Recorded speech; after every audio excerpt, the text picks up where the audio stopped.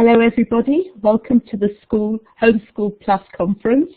I'd like to introduce Scott Nine.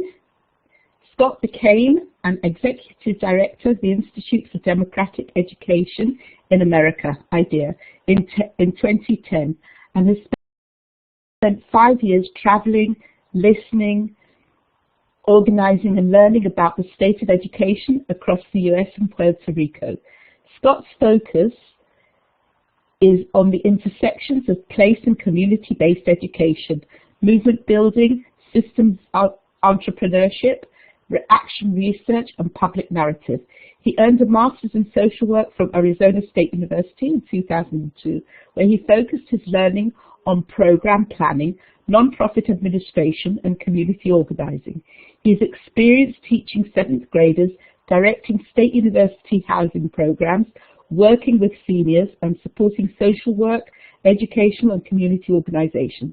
Scott lives in Portland, Oregon, where his 3 children teach him on a daily basis.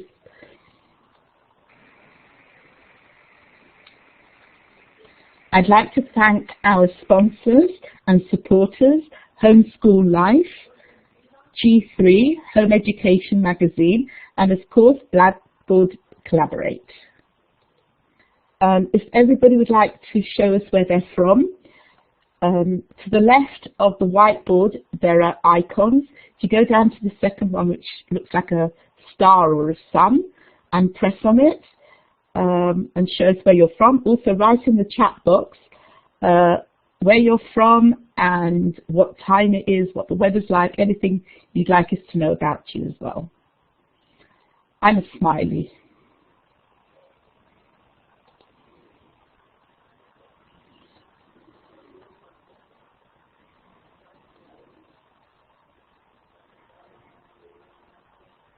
Well, we are international.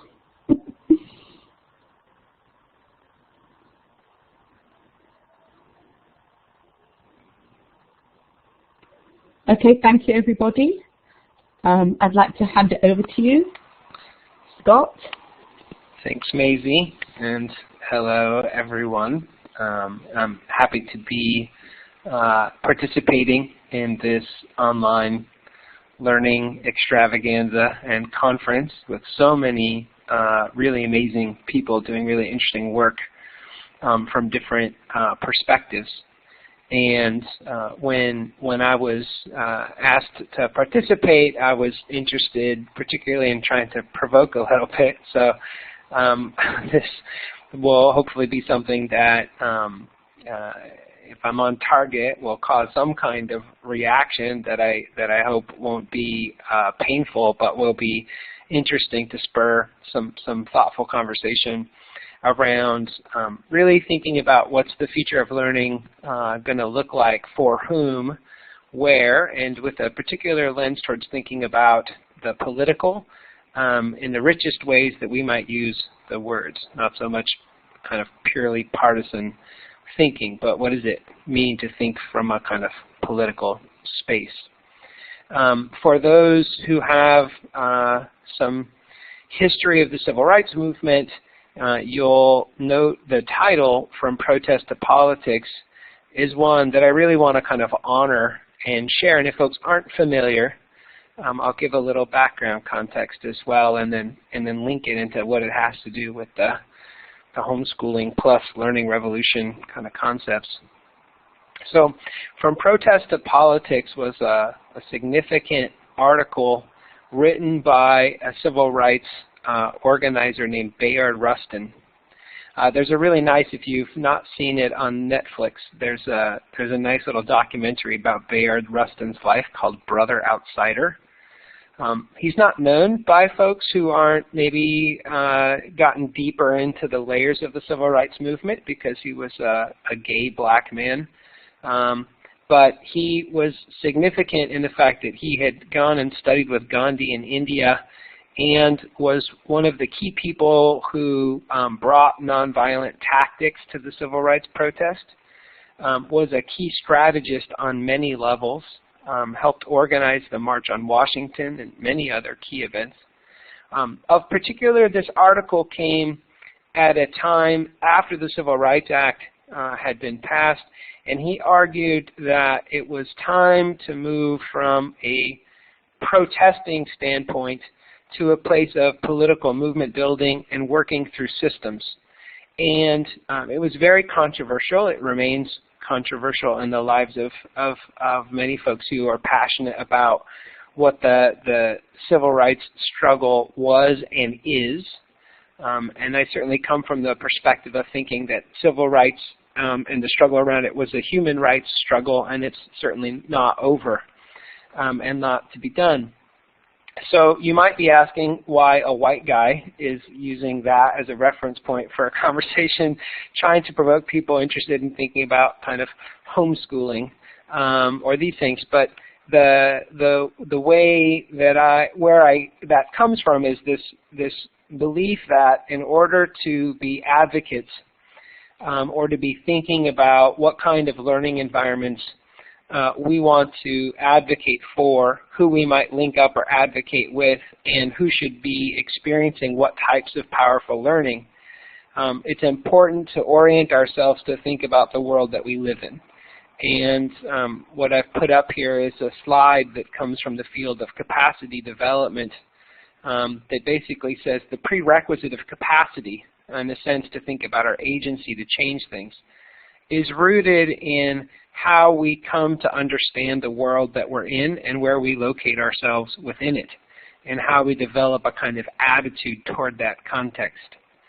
And what I'm going to do in the time that I'm going to be talking is to provide a way that I've come to understand and see what's happening, thinking about education and learning across the United States and Puerto Rico, and sharing that in a way through IDEA, the organization that I'm currently the director of, as a way to provoke a conversation about what does that mean for people who are passionate and care about homeschooling, unschooling, and other kind of learning alternatives. And so that's where I'm coming from. So here's a quick, rapid analysis of how we might kind of, what our take is on how we've gotten to the moment that we're in. And I don't think it will be unfamiliar to many people here, although maybe some of it will be an interesting kind of recast or summary. So, you know, kind of in the industrial era, we committed ourselves nationally to the idea that schools would fuel the rise of an industrial system. We built them on a factory model. I think it's nice that, you know, 15, 20 years ago, or going back to like John Holt era writing, people thought this was a radical position, and now it's like, you know, it's in the water. People talk about it and reference it all the time. If you think about what happens at the beginning of a traditional classroom, still today many teachers open their courses talking about, you know, following the rules, sitting still, raise your hand for permission, bells still ring to make people move around. And so we designed this system in really thinking about how schools can support a middle class in a changing economy. What we don't often talk about, oops, I missed a slide I wanted to put in here, but what we don't often talk about is the shadow side of this type of thinking. And maybe that slide's I might have messed up the order of my slides. Let me see if I can get to it. Now nope, it didn't happen. Okay, the shadow side of that is that old industrial model is built on an idea that white middle-class values are normative, and particularly white men initially are who had access to that kind of single best industrial kind of model. What comes soon after that, and again I'm going to fill in for a couple slides I missed, is the 1954 decision of Brown versus the Board of Education. That is the time that through the courts and then soon through public policy, we took a position that equality of access to learning was an important social value, and that the federal government was going to take a role in providing compliance for who had access to that kind of learning. And you can argue, and I would, that that has an important liberating effect that schools that have often been places of oppression and assimilation, going all the way back to the U.S. use of the Bureau of Indian Affairs to take Native people off their land and cut their hair and force them to speak English, school also then becomes a place that can change people's social mobility, give them access to a more complex world, and the federal government provides a kind of commitment saying that that will be something that we're kind of committed to. The tension between those two realities continues to exist until we get to the 1980s, which is when we get the launch of test-based accountability models. The theory behind test-based accountability models came really launching off of a nation at risk, and this concept that the United States was behind and we needed to race against other countries. And you still hear that language in today's kind of rhetoric or public narrative about education. Now we're behind India and China. At the time of a nation at risk, we were behind Russia. And the solution was to set up high expectations, to set up standards, to set up models of achievement, and eventually the high-stakes testing kind of industry. That really launches in 1980, and certainly kind of the growing without schooling homeschool movement was alive and well before that, in advance of that, but certainly begins to peak basically as the reality of that movement begins to heat up. You can look at more and more people opting for learning alternatives out of the system for a whole variety of reasons. The dynamic going on for many people is with the passage of No Child Left Behind in early 2000, you got federal hooks that created the conditions for people to want to test even more competitively, to create failing schools. This creates this overall impact that people have less and less confidence in public education, and the needs of individual students fall farther and farther behind. Teachers are more pressured. This is a familiar story, so I won't go on and on about it. I think it's important, though, to remember how we got to the place that we are at. At the same time this is all going on, we're at a moment in which teachers have begun to feel incredibly embattled and underappreciated. Teachers, not just students, are leaving the educational system, not just parents are opting out to do things at home or people to create learning alternatives. Teachers are also rapidly leaving the education sector. You can see the statistic here, 50% of young teachers leave the sector within 5 years. Teachers feel angry. They feel like they committed themselves to something that was a passion project, but then they arrive in schools in which they're not very pleased with the learning conditions for themselves or the teaching conditions. And often if you talk with teachers, they feel incredibly trapped in the same system that they feel unresponsive that their students are in.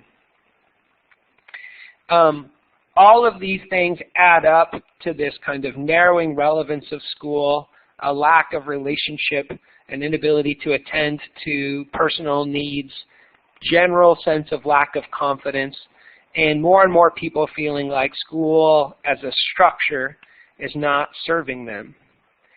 And so all of that's kind of background history, and then now we're at this particular social moment where many other things are going on.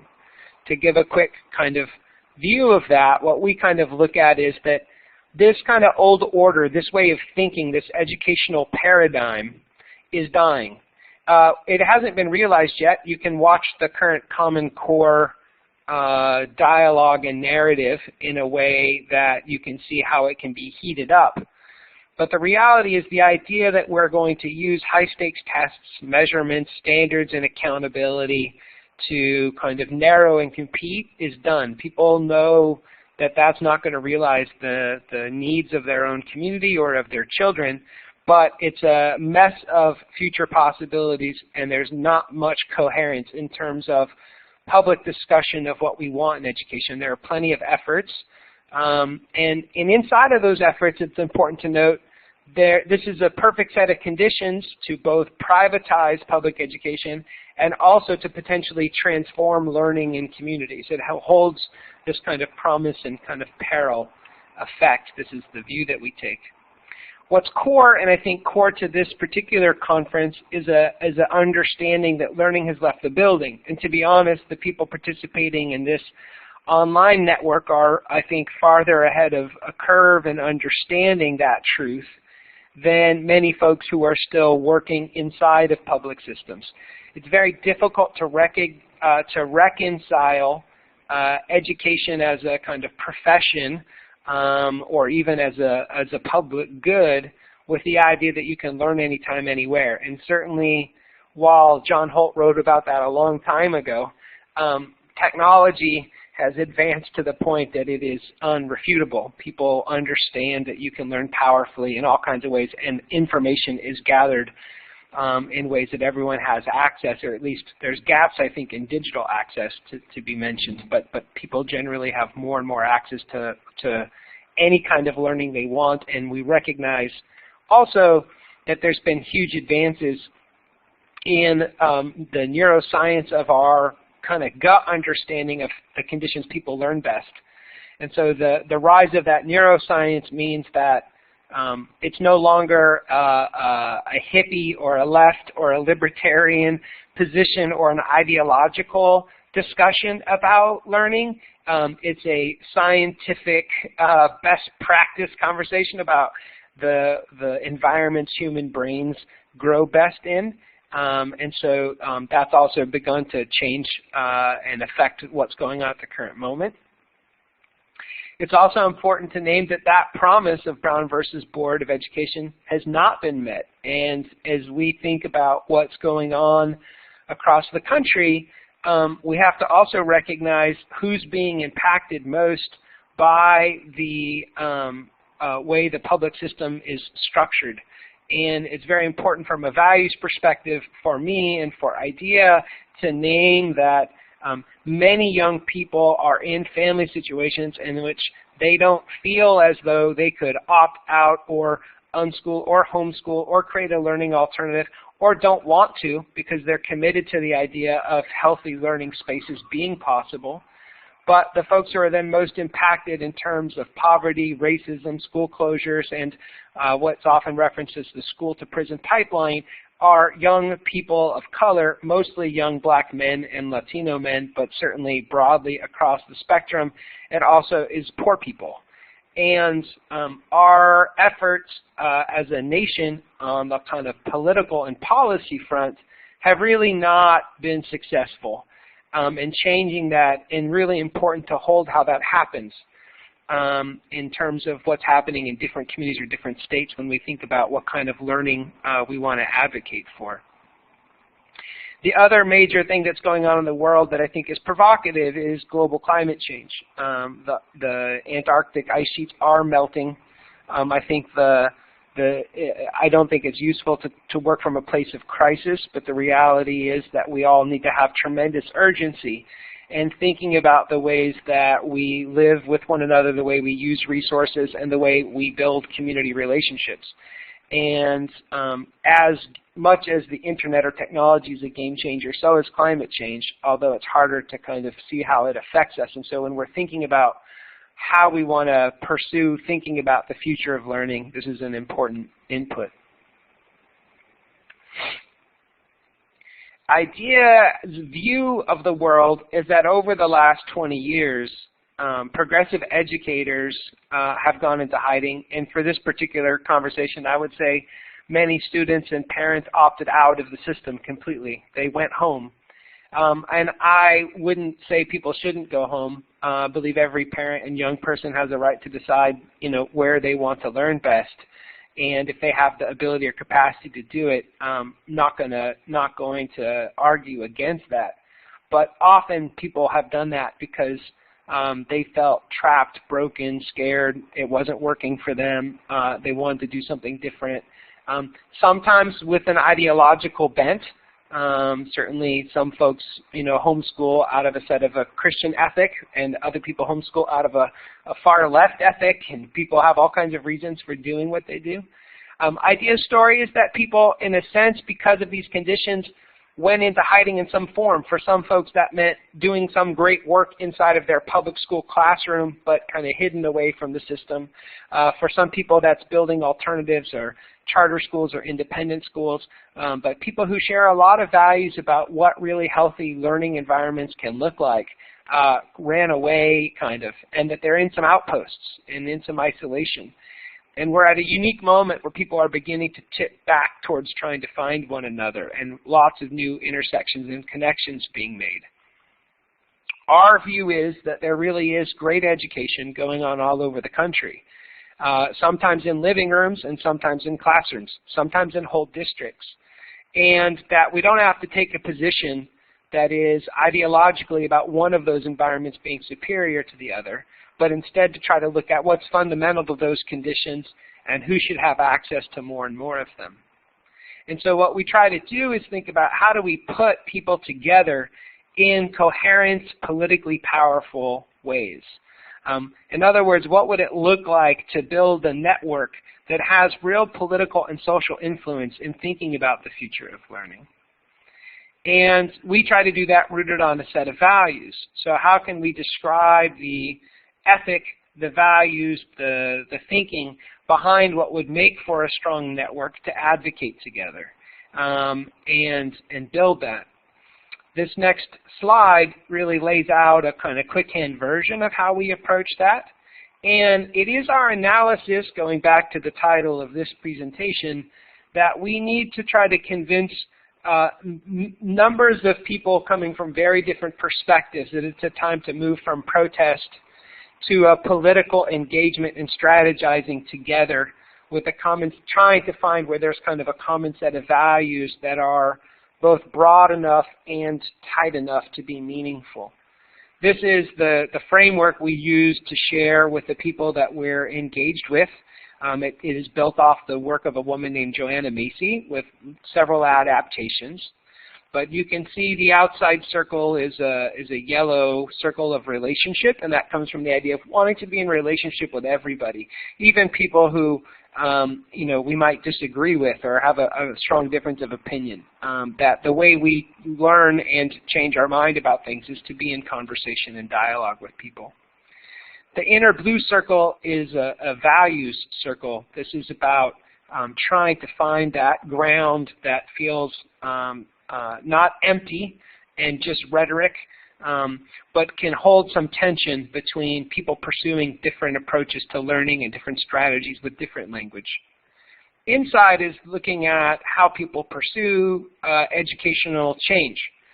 You can see one of those corners is resistance or resist, and this is about people who are working inside the systems who hold values, but they're working inside the systems to keep things from getting worse. I always use the example of my mom, who taught for 30 years as a public school educator, who I think has unbelievable values about the capacities of young people and how they should be treated in the kinds of environments they should get access to in the real world, but saw herself as primarily holding the hands of those kids who were showing up to her public school classroom, and that's where she chose to put her time.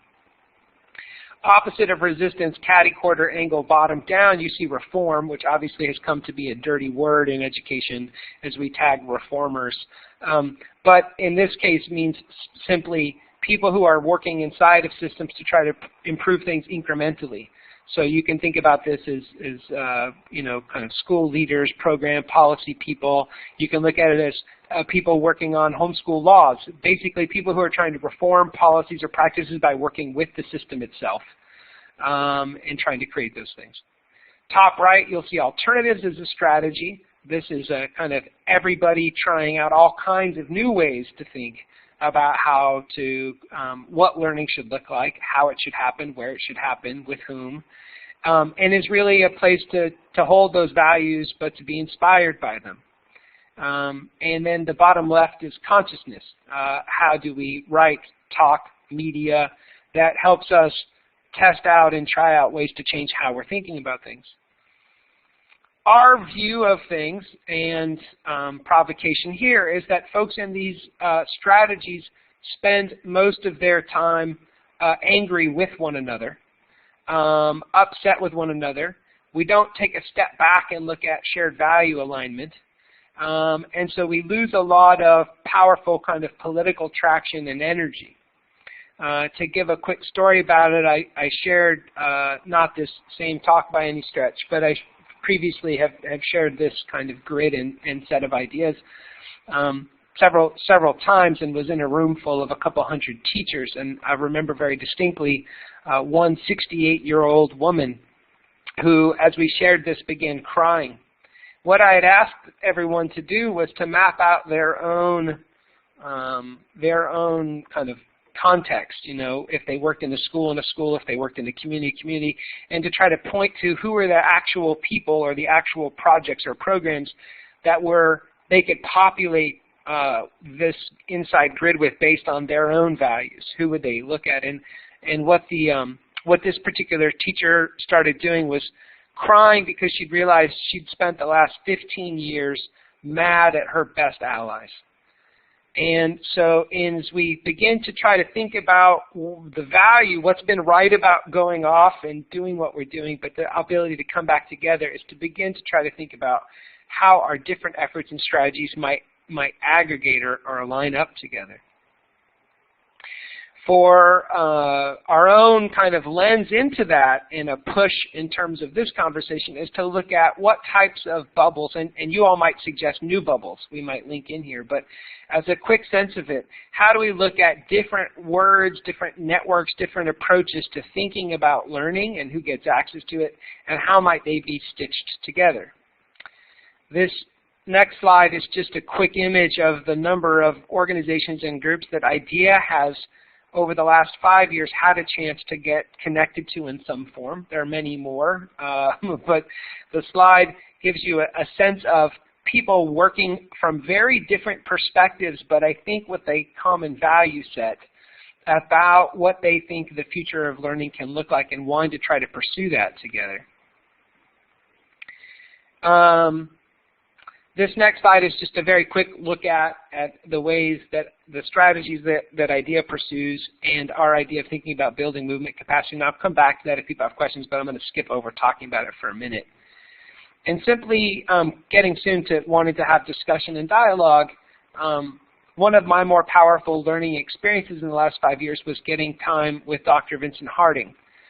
For folks who don't know Dr. Vincent Harding, he passed away about 6 weeks ago, a great loss to the universe. There's a fantastic, what is the On Being, the radio show by Krista Tippett. They dedicated a show remembering his life.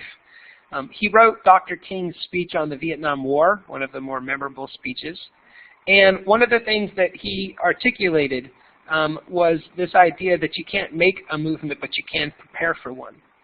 And my provocation to this room full of people and whoever else listens to this recording is, as we think about pursuing learning alternatives, or even stop using the word alternatives, but we pursue learning. And if we think about who gets access to those things, how do we think about it in terms of what we're preparing to help happen, what's already emerging or happening, and on behalf of whom and with what values are we working?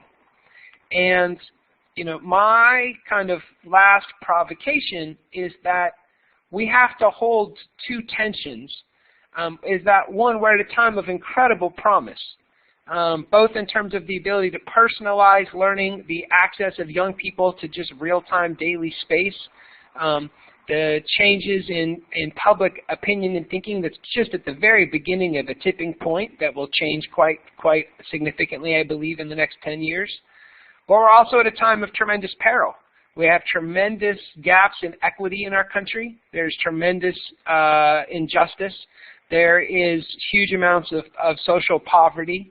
And the reality is that for many communities of color and for poor people, what their kids experience as a learning environment and what they feel like their families can provide looks very different than what other families. And the history from the 1960s and 70s is that it is not enough to have a progressive or a unschooling movement that is filled with middle and upper class white people. And that if we're going to have something powerful happen in the country to unfold, it has to be something that joins with and weaves with some of these tensions and ideas and tries to think about a public purpose for learning, and how to hold and stitch those things together. And so what I'm kind of advocating or proposing is that folks think about how those realities are showing up in your own work and life, and what kinds of structures or ways of holding conferences or dialogues might begin to weave and stitch people together to see what everyone has to offer one another, as well as to identify those tensions and to keep building from there. And that's what I wanted to offer up in terms of provocation, and excited that we have about 25 minutes to have discussion and Q&A on the chat and over the phone line. I'd like to introduce a colleague of mine, Jonah Canner, who has joined us, who will participate with us in the kind of Q&A discussion, and excited to just open things up. And it looks like there's a couple questions in the chat already. And so just love to hear what people have to say about what I've offered up as a provocation. Anybody who wants to ask a question, if you can put your hand up. If you see under your, okay, and I'll give you microphone privileges. Under your name, there are 4 icons. The third one from the left is a hand. If you press on that, I can then give everybody microphone privilege, whoever wants to speak. Steve asked a question, and because he's left, we can wait till he comes back to ask him. But Steve, go ahead. So Scott, I'm really interested in this, right? So, you know, my Learning Revolution project is trying to bring my work in traditional education with libraries to include museums and homeschoolers and others in this kind of dialogue around learning in an appreciative inquiry style. What I find very tangibly is that each of these organizations have power structures. That was actually me on my portable that asked that question, Maisie. That each of these organizations have power structures, and often those make it really difficult to work with them in authentic ways. So, you know, we find that we often don't get support from foundations or others because we're not kind of working in the style that they want us to, which we resist a little because it means sort of compromising the nature of how we do things in sort of the democratic process. How do you deal with that particular piece?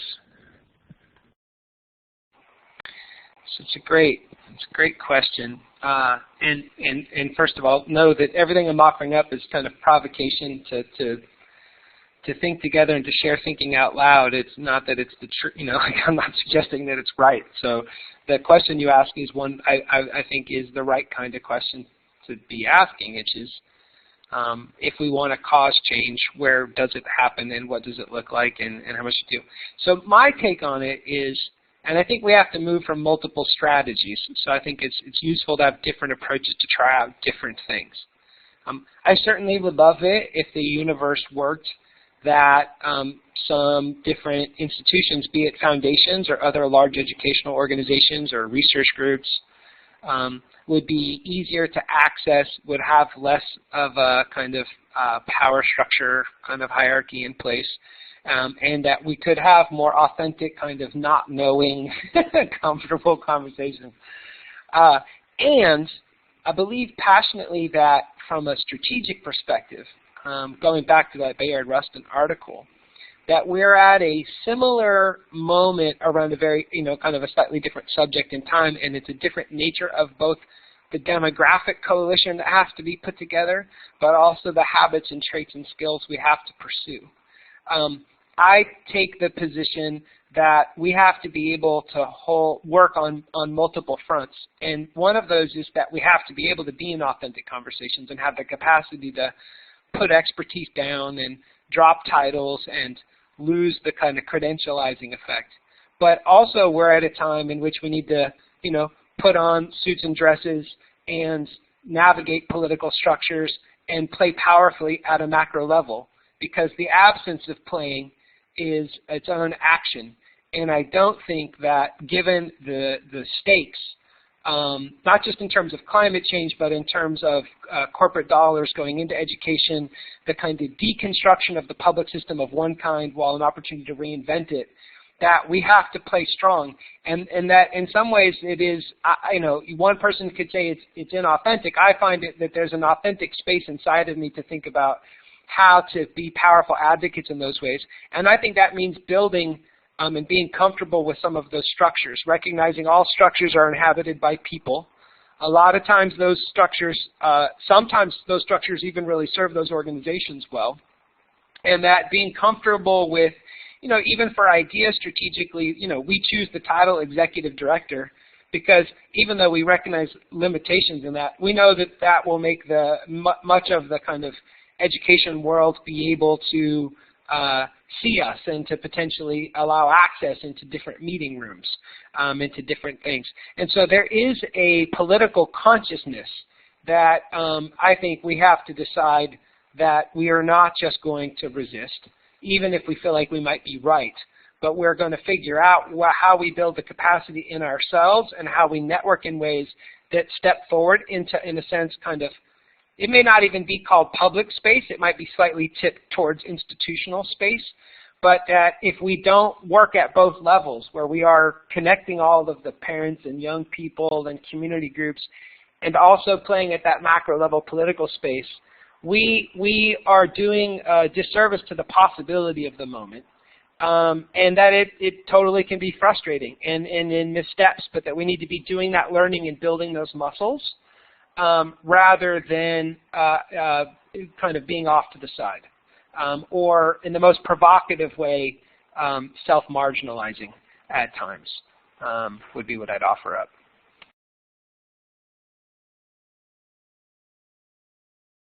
I'm pausing because Keely asked a question in the chat. I'll save my follow-up for after that. Great. Keely, let me track your question here. Or maybe Keely, someone else can help.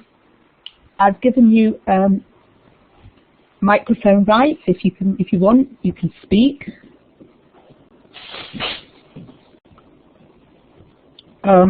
If not, I'll ask a question for you. Oh, I think I see it. Keely asks, she's in Portland, Oregon, so she's across the river from me. So, hey, hi, Keely, and we should get together sometime. She's on a treadmill. Okay. She says, have we had any success locally finding commonalities between homeschoolers and the PDX school district?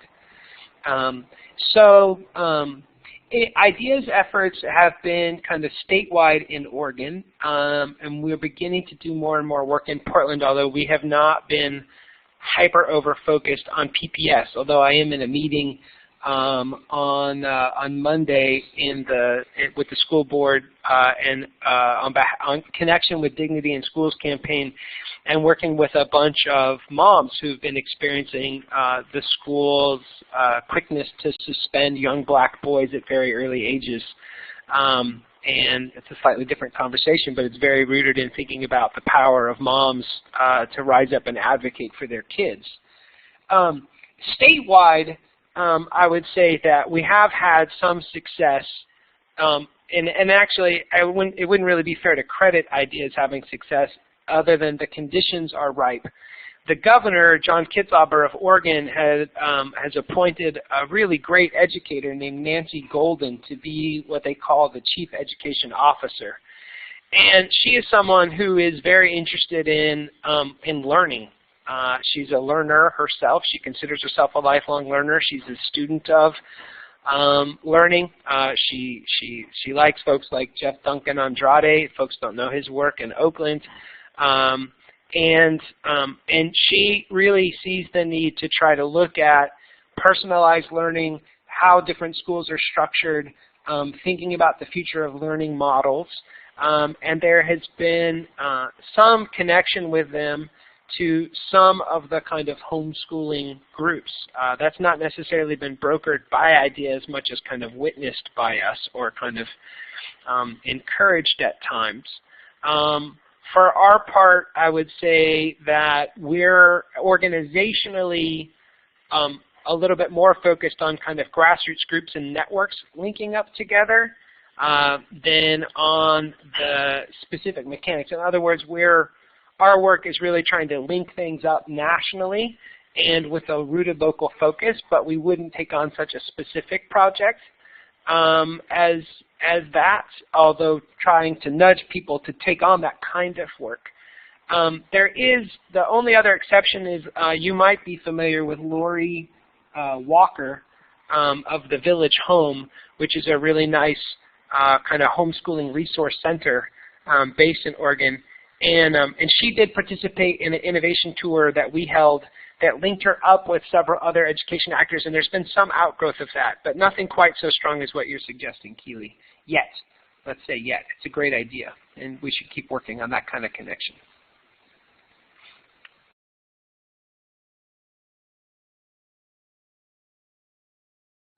Anybody else have any questions? I can give you the microphone if you raise your hand. Jonah, do you want to speak?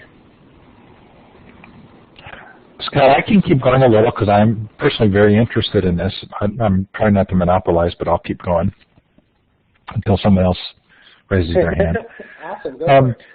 So I'm interested in sort of two different levels, right? One is the level at which we have these sort of appreciative inquiry dialogues, and we're bringing people together, and within different organizations there is agreement. But I'm also interested in the ways in which there's a power structure that exists above these, that we see sort of in the early progressive era, and we see in, say, in the 1970s with the Trilateral Commission, where there is a force or energy above those which has an interest in a certain set of circumstances, and when you move toward more of this kind of collaborative work or the political work, do you lose some of the energy that's necessary to fight against that sort of higher level power structure, which is almost certain to kind of clamp down on anything that shifts the power? And in this case, I'm talking specifically about power to students. I mean, I think the power to youth to define their own lives is in many ways kind of the deeper struggle here that's not often mentioned, but is for me kind of the one I think we're going to recognize as the power struggle. Yeah, yeah. Okay, so a couple of different thoughts, and the first is, I think it's the true north is it is about youth defining their own lives, but it is not youth defining their own lives in absence of relationship to place and to community, and even to healthy adults.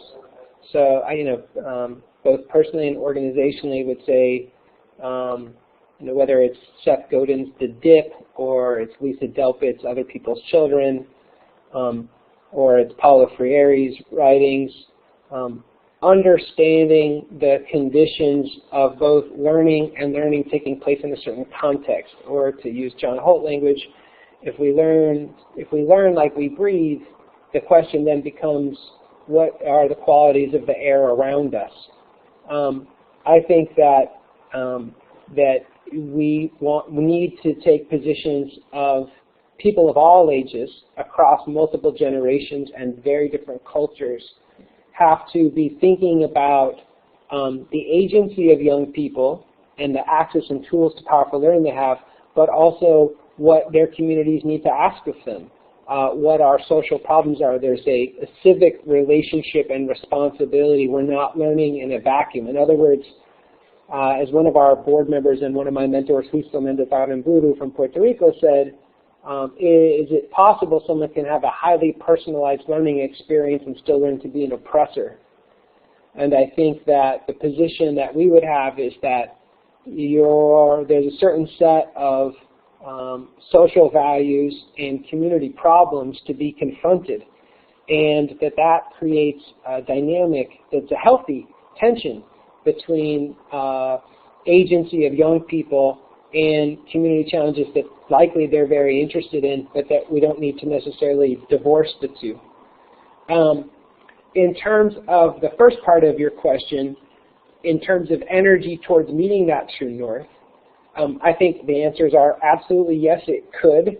That engagement in these political structures and in trying to navigate them can easily get you separated away from or caught up in the swirl of those same challenges. There's a pretty dense, complicated book by an Israeli professor named Roni Avram called Navigating Through the Storm, which is like a 500-page treatise on the specific subject related specifically to education, and all the trappings and ways we could get hooked.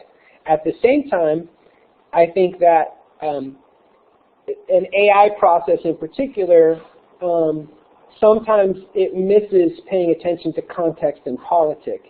It comes from a strength-based, resource-based place that I really love and appreciate and think is really important, and trying to find positive core and connection. But sometimes it may not confront reality powerfully enough or shake you up enough to think about what you're trying to cause. And so I think that both have to be true, and we have to figure out ways to where energy is and where it's building, and also what we ask of one another and what we're trying to provoke in terms of what we're trying to cause. And if we can hold those tensions, and I'm one for believing that's what choosing to use the best use of the word politics in the way Gandhi used the word politics, that in the actions we choose and the way we show up, we can't separate that out, that we have to engage powerfully together and navigate through and with these structures. That doesn't mean we have to be beholden to them or accept them or we have to adopt everything about them. It means that we have to be strategic in understanding how we show up to them, what we're trying to cause, and to have a kind of strategic impulse and not isolate ourselves away from that conversation, because there's a lot of oxygen to be had and it's going to get filled by someone. And if we step forward into that conversation in powerful ways, and that will mean some limitations, and it will mean some, what's the word I'm looking for? Hypocrisy even. You know, people can look at it that way. But I think it demands that we grow those muscles ourselves. This is such a good conversation, but I'm going to pause in case there's someone else who'd like to contribute or ask Scott a question. I always think of that Bible verse, Scott, gentle as a dove and wise as a serpent. Yeah, the Dr. Harding's expression to me was to be like love and iron fused together. Nice. But I'm going to ask one more question unless someone else would like to.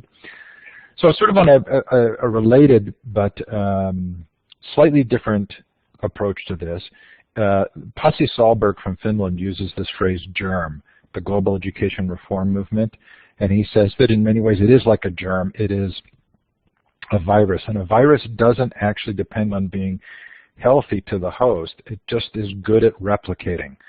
And often that's to the detriment of the host, but a virus spreads because it's good at spreading. And it feels like there are certain ideas in our society which spread easily because they're good at spreading. They're not necessarily good for us, but they spread easily.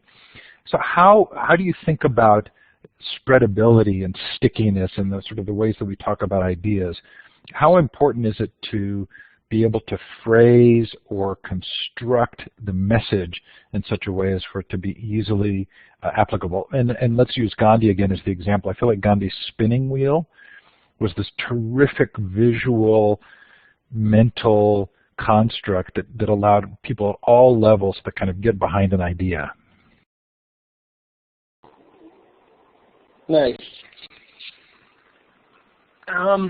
So what I'm currently thinking, and my thinking has changed a lot out of the benefit of the last few years, and I think is still rapidly in a, it's an alive conversation. I think the virus idea, or like if folks aren't familiar with the Heath brothers, books about kind of stickiness or words, there's so much good writing about these ideas and how concepts spread. And I'm of two thoughts about it. So I want to leave room and excitement for the idea that there will be some, actually that there is already emerging a huge movement. I believe in that we're in an emergent moment. I don't think that emergent moment has yet a name vehicle that everyone can grab onto and easily go, that's the thing. And I'm also really aware of the fact that we've got 40, 50, 60, 80 years of writings and YouTube talks and, I can't remember the young man from Britain who made these amazing videos. Someone can help me remember. Solely Breaks. There's so much good medium out there. And there's an essay by the writer David Orr who says, we don't need new research or even new words. We need political will. Well, so where I've chosen to put my own energy, and I'm not suggesting everyone do this, but I do think in your own universe, whatever you're touching, your sphere of influence, some moment an expression will happen, and it will be powered in part by a sticky moment or a sticky set of words or a sticky set of ideas, and let's all continue to struggle to try to find them in a way that holds the right amount of tension. And let's also investigate why they don't work for each other. Why is it that certain words and phrases get a certain group of people excited, but other people who you'd like with you don't respond and resonate? Let's spend time trying to understand why that is and what the history is and why there's those differences, because I think that's part of building the conditions.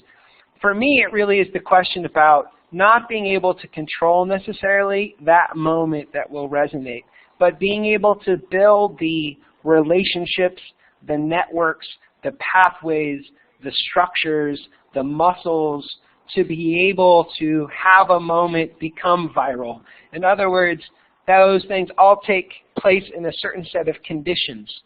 As a quick example, one of the more powerful small stories in ideas history was a moment when the Chicago Teachers Union was first striking in Chicago.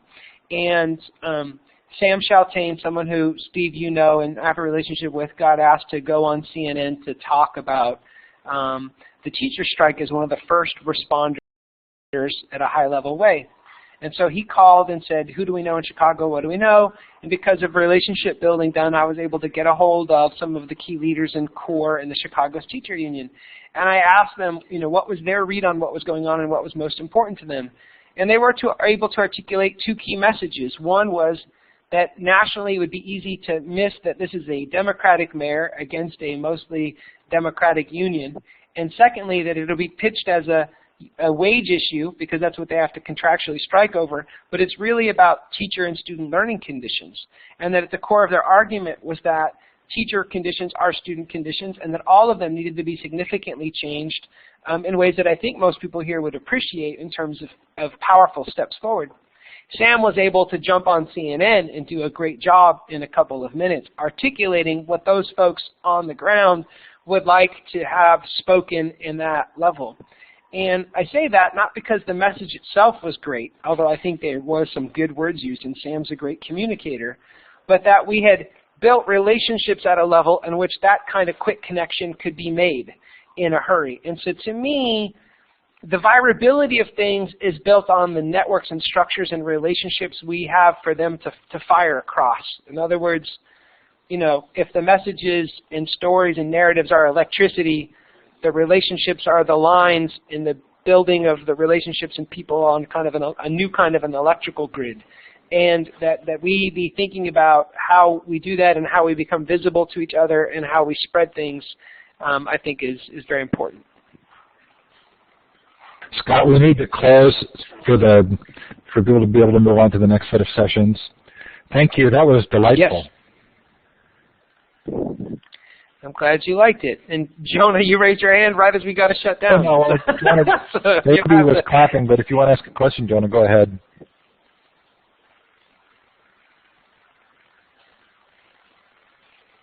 No. Scott, thank you. Oh, thank you, Keely. Yeah, thank you very much. I appreciate, honored to have been on here and appreciate everybody's time. And feel free to email or Twitter or otherwise provide feedback. And thanks again. Hope you have a great ongoing conference and learning together. Thanks, Scott. Bye, everybody.